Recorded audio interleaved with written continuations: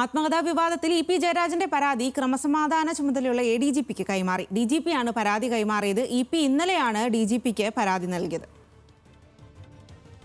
വിവരങ്ങളുമായി തിരുവനന്തപുരത്ത് നിന്നും VS അനു ആണ് ചേരുന്നത്. VS അനു, ഇന്നലെ തന്നെ ഇ പി ഇക്കാര്യത്തിലൊരു വിശദീകരണം നൽകിയിരുന്നു. തന്റേതല്ലാത്ത ഒരു ആത്മകഥയാണ് ഇത്തരത്തിൽ പ്രചരിക്കുന്നത്. ഇതിനെതിരെ DC ബുക്സിനെതിരെ വലിയ തരത്തിലുള്ള ആരോപണവും ഉന്നയിച്ചിരുന്നു. അത്തരത്തിലാണ് പരാതിയും കൈമാറിയിരിക്കുന്നത്. പരാതി ഏത് രീതിയിലായിരിക്കും DGP മുഖവിലക്കെടുക്കുക?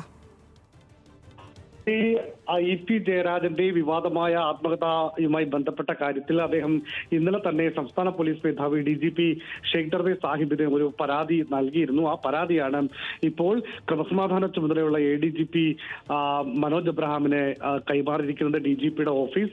ഇനി മനോജ് എബ്രഹാം ആയിരിക്കും ഇതിൽ ഏത് തരത്തിലുള്ള ഒരു അന്വേഷണമാണ് വേണ്ടത് എന്നുള്ള കാര്യത്തിൽ തീരുമാനമെടുക്കുക. ഒന്നുകിൽ കണ്ണൂരിലെ ഇ പിയുടെ അല്ലെങ്കിൽ അദ്ദേഹത്തിന്റെ പരാതിയുമായി ബന്ധപ്പെട്ട അദ്ദേഹത്തിന്റെ ജില്ലയിലേക്ക് കേസ് മാറ്റും, അല്ലെങ്കിൽ ഒരു പ്രത്യേക സംഘത്തെ ഈ വിഷയവുമായി ബന്ധപ്പെട്ട് അന്വേഷിക്കാൻ ഏർപ്പെടുത്തുക. ഇത് രണ്ടുമാണ് സാധാരണ ഉണ്ടാകാറുള്ളത്.